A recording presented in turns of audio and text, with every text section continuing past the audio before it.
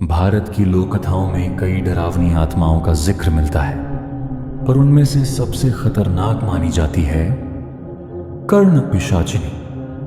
कहा जाता है ये वो आत्मा है जो किसी के भी कानों में आकर फुसफुसाती है और उसके जीवन को पलट कर रख देती है। उसकी फुसफुसाहट इंसान के अंदर जहर बो देती है, शक, डर और मौत। आज मैं तुम्हें उसी का किस्सा सुनाने वाला हूं।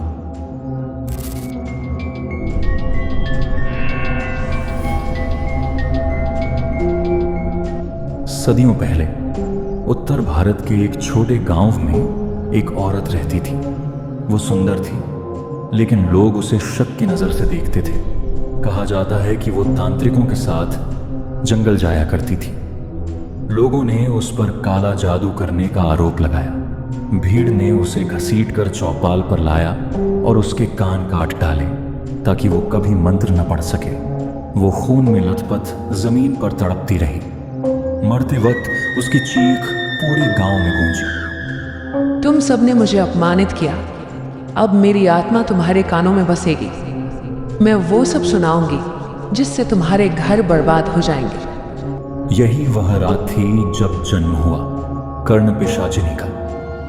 लोग कहते हैं कि उसका शरीर काला, सूखा और हड्डियों से लिपटा हुआ है। उसके बाल जमीन तक फैल जाते हैं और उसके कानों की जगह गहरे गड्ढे हैं जिनसे लगातार खून रिसता रहता है। सबसे डरावनी बात है उसकी आवाज।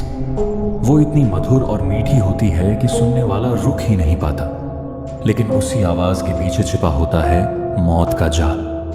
कहा जाता है अगर तुमने उसकी फुसफुसाहट सुन ली तो धीरे धीरे तुम्हारे कान से खून बहने लगेगा और दिमाग पागलपन में डूब जाएगा। गांव का एक किसान रात को खेतों की रखवाली कर रहा था। अचानक उसे लगा कि कोई पास आकर फुसफुसा रहा है। आवाज आई, तेरा भाई तेरा सब छीन लेगा। किसान का दिल बैठ गया। उसने बार बार वही आवाज सुनी। धीरे धीरे उसके मन में शक घर कर गया। कुछ ही दिनों में उसने अपने ही भाई की हत्या कर दी। लोगों ने कहा उसके कानों में जो जहर डाला गया वो कर्ण पिशाचिनी का काम था। धीरे धीरे गांव में अजीब घटनाएं होने लगीं। कभी कोई औरत चीख कर कहती, मेरी बेटी मुझे मारना चाहती है। कभी कोई बच्चा रात को उठकर रो पड़ता और कहता, मेरे कानों में कोई चिल्ला रहा है। सुबह उनके कानों से खून बहता मिलता और उनका दिमाग जैसे किसी और के कब्जे में होता। कुछ पागल हो गए, कुछ ने आत्महत्या कर ली। गांव का माहौल मौत और डर से भर गया। एक बूढ़ी औरत ने कहा, रात को मैंने अपने कमरे में उसे देखा। उसके लंबे बाल जमीन पर रेंग रहे थे और चेहरा बिना कान का था। उसने धीरे से कहा, तेरा बेटा तुझे छोड़ देगा। और अगले ही दिन मेरा बेटा सचमुच घर छोड़कर चला गया। एक बच्चा बोला, मुझे लगा कोई मेरे कान में चिल्ला रहा है। सुबह तकिए पर खून था और तब से मुझे हर वक्त वही आवाज सुनाई देती है। गांव वालों के पास एक से बढ़कर एक डरावनी गवाहियां थीं। तांत्रिकों और पुजारियों ने कई उपाय बताए। कहा गया कि अगर कभी कान में अजीब आवाज सुनाई दे तो तुरंत घंटा या शंख बजाओ। उसकी गूंज कर्ण पिशाचिनी को पीछे धकेल देती है।